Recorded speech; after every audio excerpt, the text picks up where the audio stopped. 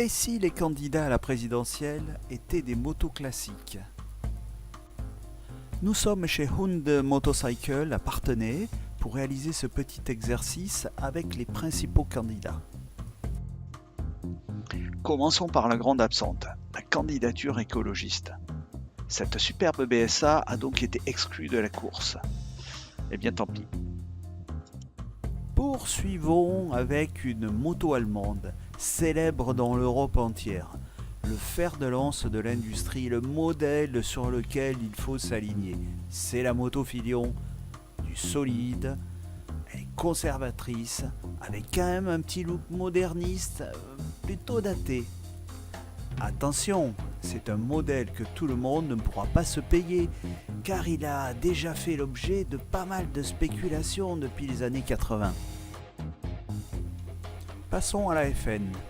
Un vrai retour à la belle année 1940 et aux valeurs nationales, même si en fait c'est une machine étrangère.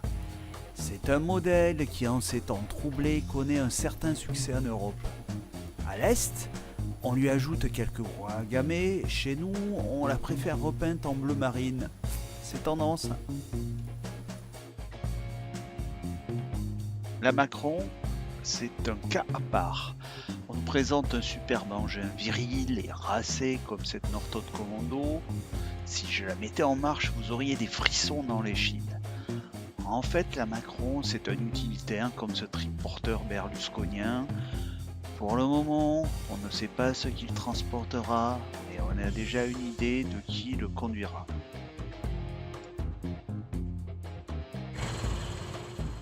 Nous allons maintenant tester la capacité de la Poutou à faire un bout de chemin avec nous.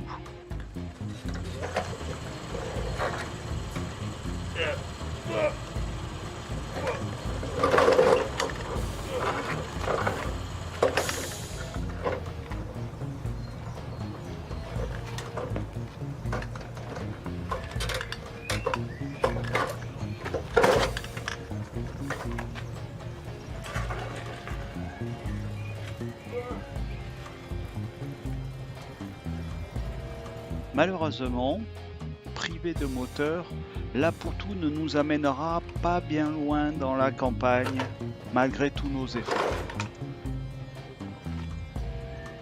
On va se casser la gueule. Quand j'ai vu cette Nimbus, j'ai tout de suite pensé à Hamon. C'est une super machine très avancée pour son époque, bien finie et qui fait sérieux et sympathique, mais un peu décalé et exotique. Alors je me suis dit, ça, c'est hollandais. Eh bien non, c'est danois.